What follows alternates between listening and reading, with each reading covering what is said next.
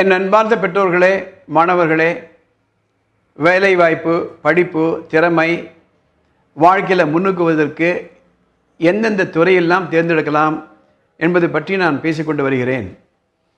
இந்த எபிசோட் நம்ம என்ன பார்க்க போகிறோம்? அக்ரிகல்ச்சர் பேஸ்ட் வொகேஷ்னல் ட்ரைனிங், விவசாயம் சம்பந்தப்பட்ட தொழிற்கல்விகள். இந்த பகுதியில் 3 விஷயங்களை உங்களோடு நான் பேச விரும்புகிறேன். பவுல்ட்ரி ஃபார்மிங், கோழி பண்ணை வைக்கிறாங்க. 2வது ஹார்டிகல்ச்சர், தோட்டக்கலை சம்பந்தப்பட்டது. 3வது dairying science and technology. Poultry farming, இன்றைக்கு இந்த நான் வெஜிடேரியன் சாப்பிட்றவங்க இருக்காங்க, அவங்களுக்கு நல்ல அந்த டேபிள் போர்ட்ஸ் சொல்லுவாங்கள்ல, அந்த சிக்கன் தேவைப்படுது அப்படின்னா முன்னெல்லாம் வீடுகளில் வளர்த்தாங்க. ஒரு கோழி 2 கோழி வளர்த்துட்டு இருந்தாங்க. இன்றைக்கி ஒரு பெரிய லெவலில் இந்த தொழில் நடந்து கொண்டிருக்கிறது. எக்ஸ்போர்ட்டுக்கு நிறைய வாய்ப்புகள் இருக்கிறது. அதில் பல நுண் திறமைகள் இருக்கிறது, நுண் படிப்புகள் இருக்கிறது. ஒரு பவுல்ட்ரியில் ஒரு 10,000 போர்டு வச்சுருக்காங்க அப்படின்னா அதில் அந்த கோழிகளுக்கு எப்படி பாதுகாக்கணும், என்ன உணவை கொடுக்க வேண்டும், எது மாதிரி பவுல்ட்ரிலாம் நம்ம வச்சுக்கலாம், அந்த கோழிகளுக்கு எந்த நோய் வரலாம், அதை அந்த பவுல்ட்ரி எப்படிலாம் பராமரிக்கணும், இதுவே ஒரு பெரிய துறை. அதில் படிக்கலாம். ஹார்டிகல்ச்சர் 2வது. ஹார்டிகல்ச்சர்னால் தோட்டக்கலை. இன்றைக்கி பார்த்தீங்களான்னா இந்த லேண்ட்ஸ்கேப்பிங்னு பண்ணுறாங்க. ஒரு வீடாக இருக்கட்டும் அல்லது நிறுவனமாக இருக்கட்டும், பார்க்கும்போதே அப்படி எடுப்பார்க்கணும்னு நினைக்கிறாங்க. லான் எல்லாம் இருக்குது, புல் வழிகள், புல் தரைகள் எல்லாம் போடுறாங்க. எந்த இடத்துல எந்த செடியை வச்சா அந்த அப்பியரன்ஸ், லுக் நன்றாக இருக்கும், எந்த இடத்துலேருந்து அந்த செடிகள்லாம் கொண்டு வரலாம், அதுக்கு உண்டான உரங்கள் என்ன. விவசாயம் என்பது வேறு, ஹார்டிகல்ச்சர் என்பது வேறு. விவசாயம் என்பது என்ன?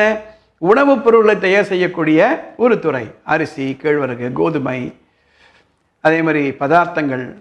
ஹார்டிகல்ச்சர் என்பது தோட்டக்கலை, தோட்டம்.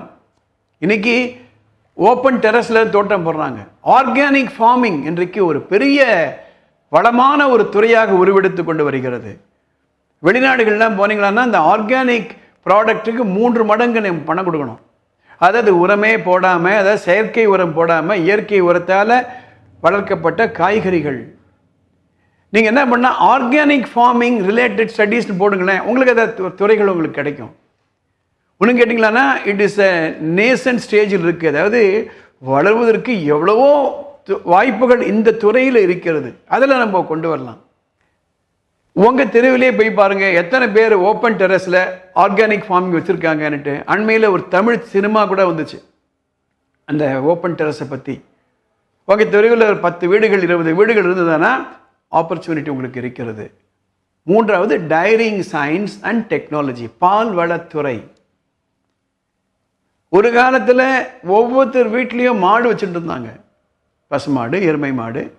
அவங்க வீட்டு தேவைக்கு அவங்களே ஒரு மாடை வைத்து பராமரித்து அந்த பாலை அவர்கள் பயன்படுத்தினார்கள். அடுத்த இதில் பார்க்கும்பொழுது ஒரு 10 மாடு வச்சு அந்த ஊரில் இருக்கவங்களுக்கெல்லாம் அந்த பாலை கொடுத்தார்கள், விலைக்கு கொடுத்தார்கள்.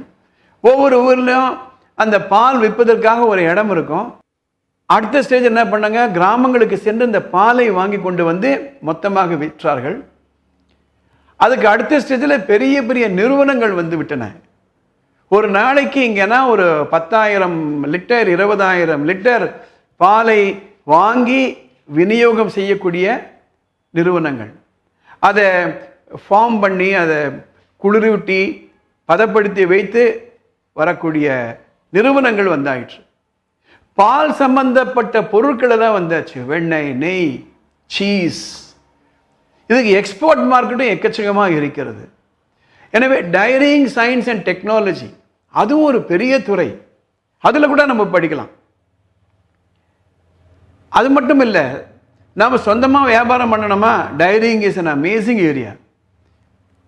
இப்போ கூட நீங்கள் பார்த்தீங்களன்னா ஒவ்வொரு கிராமத்துலேயும் காலையில் 4 மணி 5 மணிக்கு ஒரு வேன் போகும்.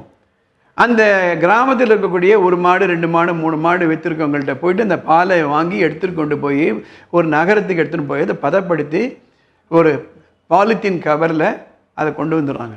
இன்னும் கேட்டிங்களன்னா நகரங்கள்லாம் போய் கேட்டிங்கன்னா குழந்தைகள்கிட்ட பால் எப்படி வருதுன்னா பேக்கெட்டில் வருதுன்னு சொல்லும். எந்த குழந்தைக்கும் மாடுலேருந்து வருதுன்னு தெரியாது. அதெல்லாம் ரொம்ப நாள் ஆயிடுச்சு. வெளிநாடுகளில் போனீங்கன்னா மாட்டையே உங்களால் பார்க்க முடியாது. அது மட்டுமல்ல, எந்த மாடுலேருந்து அதிகமான பால் கிடைக்கும்? நாட்டு பசுக்கள் எல்லாம் உண்டு, ஜெர்சி என பசுக்கள் எல்லாம் உண்டு. ஸோ அவ்வளவு பெரிய துறை இது. அதுதான் ஒயிட் ரெவல்யூஷன் நம்ம இந்தியாவில் கொண்டு வந்தாங்க. கிரீன் ரெவல்யூஷன் என்பது பசுமை புரட்சி, வெண்மை புரட்சி என்பது பால் சம்பந்தப்பட்டது. எத்தனையோ தனியார் நிறுவனங்கள் வந்துவிட்டன. ஆக விவசாயத்துறையிலேயே நிறைய வாய்ப்புகள் இருக்கிறது. நான் அதான் சொன்னேன், நம்மக்கிட்ட ஒரு 1 ஏக்கர் இடம் இருக்கிறது அல்லது 2 ஏக்கரா இடம் இருக்கிறது என்றால் நம்ம வேலைக்கு போய் ஒருத்தர்கிட்ட சம்பாதிக்கணும்னு அவசியமே கிடையாது. அந்த அக்ரிகல்ச்சர் பேஸ்ட் வொகேஷ்னல் ட்ரைனிங், தொழில் சார்ந்த கல்வியை நாம் கற்றுக்கொள்ள முடியும், வாய்ப்புகள் இருக்கிறது. இது தொடர்ச்சியை அடுத்த பகுதியில் பார்க்கலாமே.